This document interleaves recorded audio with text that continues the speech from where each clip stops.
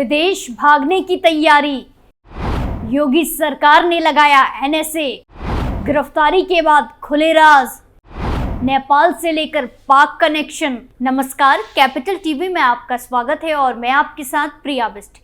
अब वक्त हो चला है ऐसे मुद्दों पर विस्तार से बात करने का जो जनता, राज्य, देश और पूरी दुनिया पर असर डालते हैं। ट्रिपल मर्डर करके लखनऊ को दहलाने वाला लल्लन खान उर्फ गब्बर खान पुराने जमाने का हिस्ट्री शीटर तो था, ये तो पुलिस भी जानती है। मगर अब लल्लन खान के बारे में जो खुलासे हो रहे हैं उसे सुनकर पुलिस भी हैरान है। लल्लन खान से पुलिस में पता चला है कि लल्लन खान प्रतिबंधित कुत्तों की तस्करी करता था। इसके साथ ही उसका कनेक्शन पाकिस्तान से लेकर नेपाल तक था। तो आज लल्लन खान के राजों से पर्दा हटाते हैं।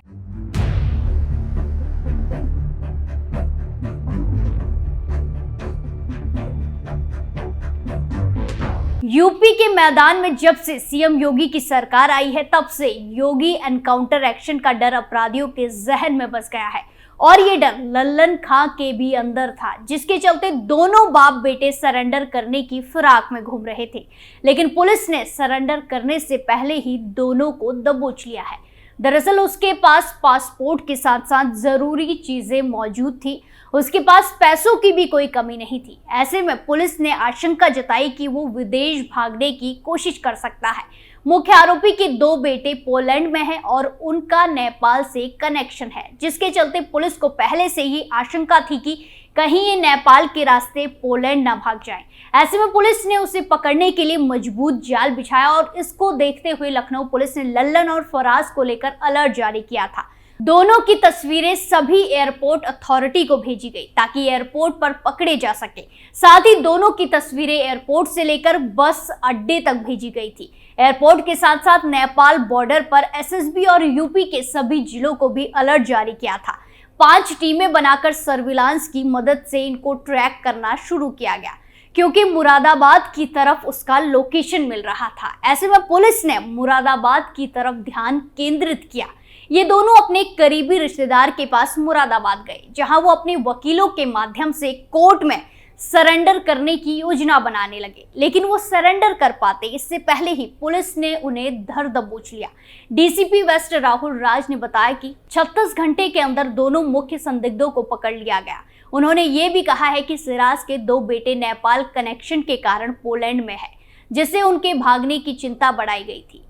पुलिस ने हवाई अड्डों और सीमाओं पर अधिकारियों को सतर्क कर दिया और 5 टीमों के साथ निगरानी शुरू कर दी। हालांकि अब वो पकड़ लिया गया है और उसे पूछताछ शुरू कर दी गई है। गिरफ्तारी के बाद पूछताछ में लल्लन के बारे में कई चौंकाने वाले खुलासे हुए, जहां लल्लन खान उर्फ सिराज और उसके बेटे फराज पर राष्ट्रीय सुरक्षा कानून यानी कि एनएसए लगाने की तैयारी चल रही है। पुलिस का मानना है कि यह हत्याकांड सिर्फ आपसी रंजिश का मामला नहीं है, बल्कि इसके पीछे पाकिस्तान और नेपाल से तार जुड़े हो सकते हैं। पुलिस दोनों आरोपियों से पूछताछ कर रही है। पता चला है कि नेपाल के रास्ते पोलैंड भागने के वो फिराक में थे। नेपाल से भी उसका और पोलैंड में बैठे बेटों का कनेक्शन है। ऐसे में वो किसी तरह नेपाल भाग जाना चाहता था, लेकिन पुलिस की अलर्टनेस ने जब आरोपी के आगे उसके सारे रास्ते बंद कर दिए और लल्लन खान को वारदात के महज 36 घंटे में ही गिरफ्तार कर लिया गया। वहीं जांच में सामने आया है कि लल्लन खान का पाकिस्तान से भी खास कनेक्शन है। उसके कई रिश्तेदार पाकिस्तान में रहते हैं। ये खुद भी पाकिस्तान जा चुका है। इसका पाकिस्तान में फोन पर भी लगातार बातचीत होती रहती है।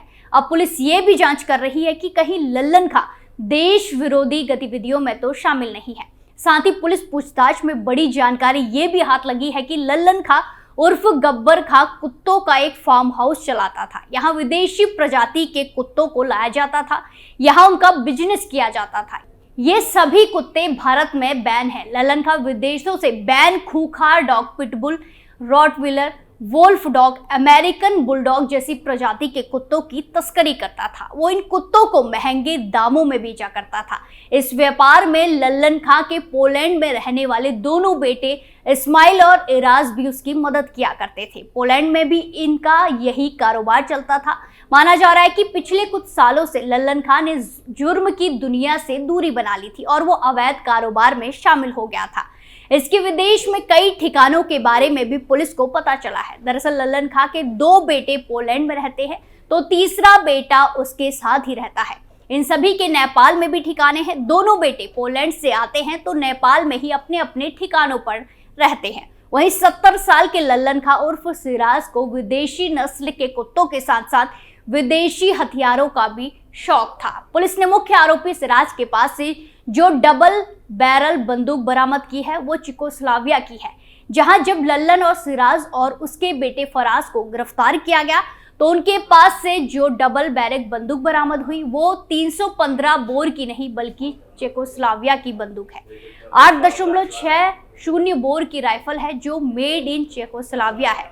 इससे पहले भी लखनऊ पुलिस ने लल्लन को जब गिरफ्तार किया था तो उसके घर से माउजर बरामद हुई थी। 18 मुकदमे होने के बावजूद लल्लन को 2 लाइसेंस लखनऊ जिला प्रशासन से जारी किए गए थे। हालांकि जिला प्रशासन ने जब इसके आपराधिक गतिविधियों को देखते हुए लाइसेंस निरस्त किया तो हथियार का शौक ही था कि वो लल्लन अपने लाइसेंस को हासिल करने के लिए हाई कोर्ट तक चला गया। हाई कोर्ट के निर्देश पर लल्लन को दोनों लाइसेंस वापस मिल गए थे। अब एक बार फिर लल्लन के दोनों ही लाइसेंस के निरस्तीकरण की कार्रवाई की जा रही है।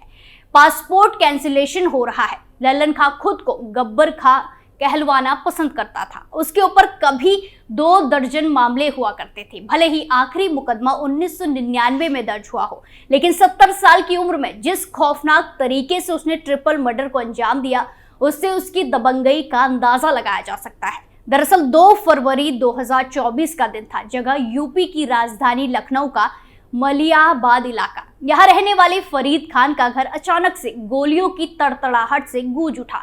इस घर में कुछ ऐसा हुआ था जिसकी कल्पना शायद ही किसी ने की हो। यहाँ एक भी परिवार के 3 लोगों की गोली मारकर हत्या कर दी गई, वो भी महज जमीन के एक टुकड़े के लिए। हत्या करने वाला परिवार का ही एक रिश्तेदार और उसका बेटा था। हैरत की बात यह है कि जिन 2 लोगों ने इस हत्याकांड को अंजाम दिया उनमें से एक की उम्र 70 साल की थी। यही नहीं, वो एक पुराना हिस्ट्री शीटर रह चुका था। सफेद दाढ़ी मूंछ वाला एक हिस्ट्री शीटर लल्लन उर्फ सिराज, जिसे कल तक शायद लखनऊ पुलिस और गिने चुने लोग ही जानते होंगे, आज उसे पूरा देश जानने लगा है। बता दें कि मलिहाबाद के मोहम्मद नगर गांव के रहने वाले फरीद खान और लल्लन खान का घर आस पास ही है। रिश्ते में दोनों चाचा भतीजे लगते हैं, लेकिन दोनों के बीच कई सालों से जमीन के एक टुकड़े को लेकर विवाद चल रहा है। जमीन का ये विवाद पुलिस और कोर्ट तक भी पहुंचा, लेकिन इसका कोई हल नहीं निकला। नतीजा ये हुआ कि दोनों परिवार की दुश्मनी समय के साथ बढ़ती ही चली गई, क्योंकि जमीन के उस टुकड़े की कीमत 4 करोड़ रुपए के करीब है। फरीद का कहना है कि जमीन का ज्यादा हिस्सा उसका है, जबकि लल्लन का कहना है कि उसके हिस्से में ज्यादा जमीन है। दोनों परिवारों के बीच बस जमीन के ज्यादा हिस्से को लेकर ही बंटवारा नहीं हो पा रहा था। रोजाना की तरह 2 फरवरी की सुबह एक बार फिर जमीन की नापजोख के लिए लेखपाल को बुलाया गया। उस दौरान फिर से बहस हुई और फरीद और लल्लन आपस में झगड़ने लगे, लेकिन जैसे तैसे करके लेखपाल ने दोनों को शांत कराया।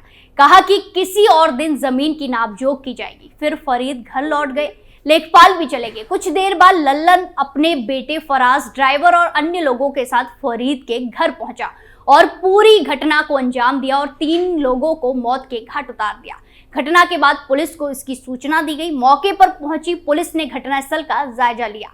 देखा कि वहां एक सीसीटीवी कैमरा लगा हुआ है। सीसीटीवी कैमरे को खंगाला गया तो हत्यारोपी उसमें दिखे। पुलिस भी हैरान रह गई कि कैसे 70 साल का एक बुजुर्ग बेखौफ होकर राइफल से ताबड़तोड़ फायरिंग कर रहा है। लल्लन और उसके बेटे के साथ कुछ लोग भी कैमरे में दिखे। ये लोग लल्लन के साथ ही वहां आए थे। पुलिस ने इनमें से कुछ लोगों को पहले ही गिरफ्तार कर लिया है। फिर पुलिस ने तगड़ा एक्शन लेते हुए लल्लन उर्फ सिराज और उसके बेटे फराज को 36 घंटे के अंदर गिरफ्तार कर लिया। वहीं लखनऊ पुलिस ने बताया कि लल्लन खां जैसे आपराधिक रिकॉर्ड वाला व्यक्ति इतने समय तक शांत कैसे बैठा था, ऐसे में उसकी जांच बेहद जरूरी है।